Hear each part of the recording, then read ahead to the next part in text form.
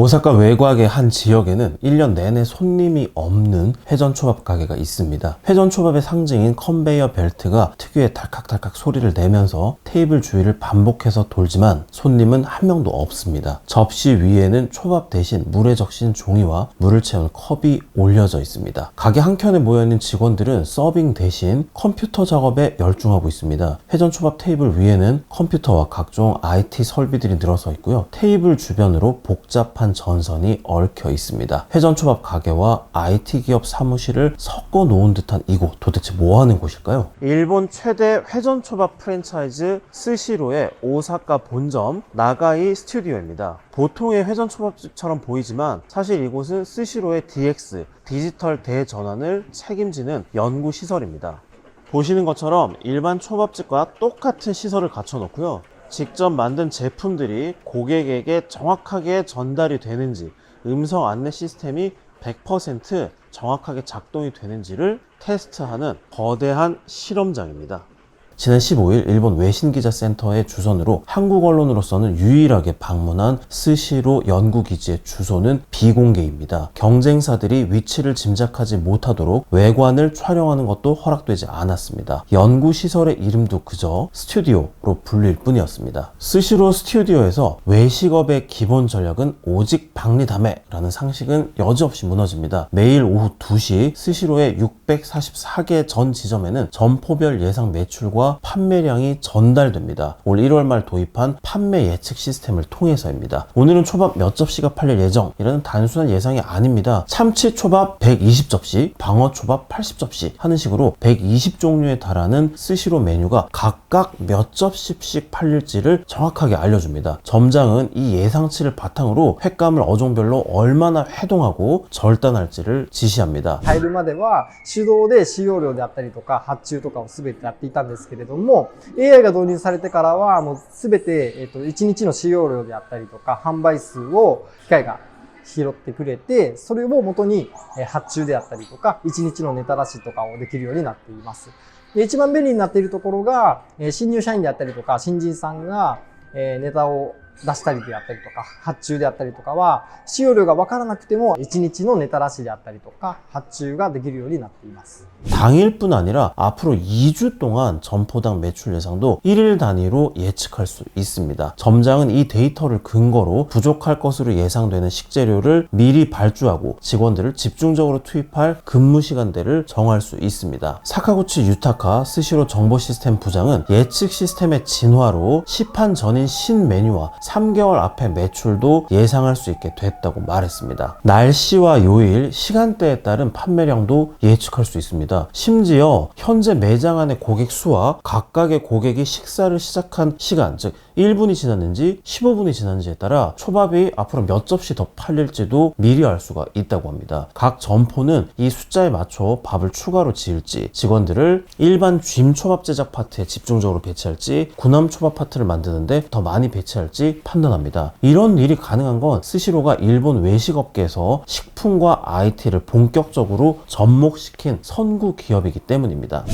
ップを使用して単品管理をするという回転総合管理システムはスシローが世界で特許を取っておりまして初導入をしております。 스시로는 2002년 회전초밥 종합관리 시스템을 세계 최초로 도입했습니다. 초밥 접시 한 장마다 바닥에 RC 팁을 내장해서 판매 데이터를 수집했습니다. 접시 한 장당 제조 원가가 500엔에 달하지만 3천만 엔에 달하는 컨베이어 벨트 가격에 비하면 큰 부담이 아니라는 게 스기나미 나오토 스시로 정보시스템 부장의 설명입니다. 스시로가 점포 하나를 내는 데는 1억엔 이상이 듭니다. 도시형 점포는 초기 비용이 2억엔을 넘기도 합니다. 이렇게 쌓아올린 판매 자료는 빅데이터라고 부르기에 전혀 손색이 없습니다. 스시로를 찾는 고객은 1일 평균 43만 명, 1년에 일본 인구보다 많은 1억 5,777만 명이 가게를 방문합니다. 1년간 판매되는 초밥은 16억 1,600만 장입니다. 초당 3접시가 팔려나갑니다. 옆으로 늘어놓으면 24만 2,300km로 지구를 6바퀴 돌 수 있다고 합니다. 일본인 한 명당 1년에 11.9접시의 스시로 초밥을 먹는다는 계산이 나옵니다. 이렇게 20년 동안 쌓인 데이터가 200억 접시 분량이었습니다. 스시로는 이 가운데 20억 접시 분량의 데이터를 인공지능에 학습시켰습니다. 참치 붉은살 초밥 한 접시를 단돈 100엔에 파는 이 회사가 이렇게까지 해야 할까요? 컨베이어 벨트 위를 도는 초밥은 사실 이게 손님이 집을 때까지 하염없이 도는 게 아닙니다. 참치 초밥은 컨베이어 벨트 위를 350m 돌고 나면 자동으로 폐기가 됩니다. 모양과 선도, 맛이 떨어지는 시점입니다. 마요네즈가 들어간 초밥은 금방 굳어버리기 때문에 270m를 돌면 폐기됩니다. 고객이 초밥을 집었는지 아니면 선택받지 못하고 버려졌는지를 접시에 내장된 IC 칩으로 파악할 수 있습니다. 스시로도 다른 일본 기업들과 마찬가지로 비용 절감과 규모의 경제를 통해 판매 가격을 최대한 끌어내렸습니다. 참치를 마리째 통째로 사들여서 초밥 재료로 쓰지 않는 머리와 꼬리 부위는 참치 라면에 다시 국물이나 김말이 원료로 썼습니다. 새우와 닭고기, 문어 등 재료를 시간대별로 나뉘어진 칸에 넣기만 하면 자동으로 튀겨주는 튀김기도 도입했고요. 대당 150만에서 250만엔 하는 초밥용 제조 로봇도 도입했습니다. 이 샤리 로봇이라고 하는데요. 샤리 로봇은 초당 한 개씩 1분에 60개의 정확히 같은 양과 뭉침 정도의 초밥용 밥을 쥐어줍니다. 덕분에 당일 채용된 직원도 초밥용 횟감을 얹어서 1분에 10개 정도의 초밥을 만들 수가 있습니다. 이 덕분에 손님은 주문한 지 아무리 늦어도 3분 이내에 앉은 자리에서 초밥을 받을 수가 있습니다. 하지만 맛있는 초밥을 쾌적한 공간에서 저렴한 가격에 제공하는 가장 확실한 방법은 버려지는 초밥을 줄이는 것이라는 게 이 스시로가 내린 결론입니다. 그리고 버려지는 초밥을 줄이는 가장 확실한 방법은 팔릴 만큼만 만드는 것입니다. 팔릴 만큼만 만들려면 초밥이 종류별로 정확히 몇 접시씩 팔리는지 예측하는 게 중요했습니다. 스시로가 일찌감치 빅데이터와 AI로 눈을 돌린 이유입니다. 스시로의 매출에서 원가가 차지하는 비중은 50%에 달합니다. 경쟁사들은 30% 수준입니다. 횟감과 초밥쌀을 구입하는데 경쟁사보다 더 많은 비용을 쓴다는 의미입니다. 그만큼 버려지는 초밥을 줄이는 게 더 중요했습니다.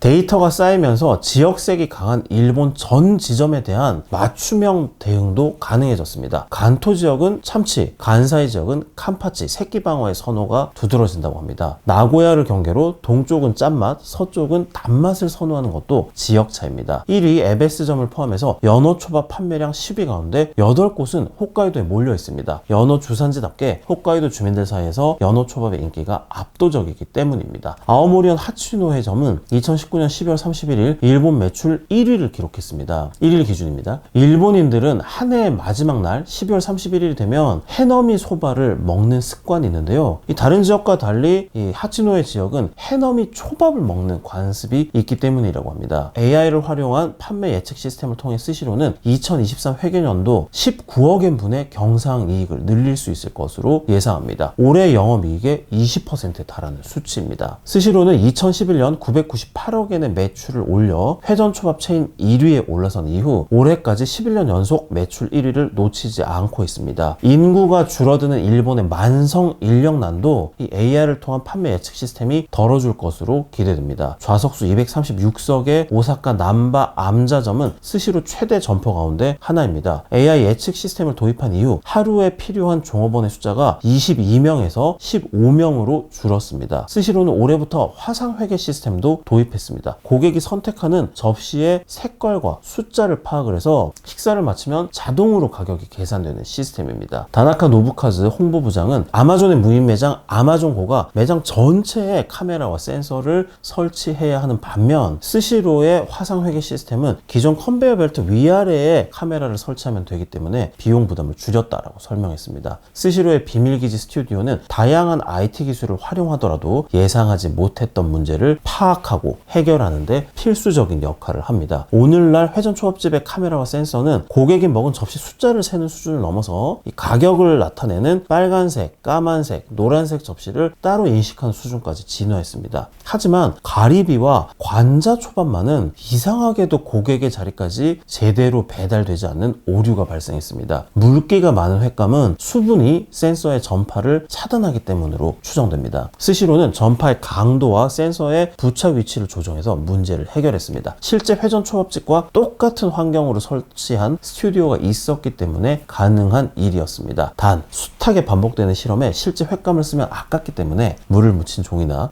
물을 따른 종이컵으로 전파 전달도를 실험한다고 스기하라 나오토 정보 시스템 부장은 설명했습니다. 스시로는 이번 취재 내내 자사 사업에 다양한 IT를 접목시키는 이유가 첨단 기술을 개발하기 위해서가 아님을 강조했습니다. 我々がいろいろな技術だとかデータを活用していったり、今は AI を使おうとしてますけども、何かその技術が大事だというふうには思ってません。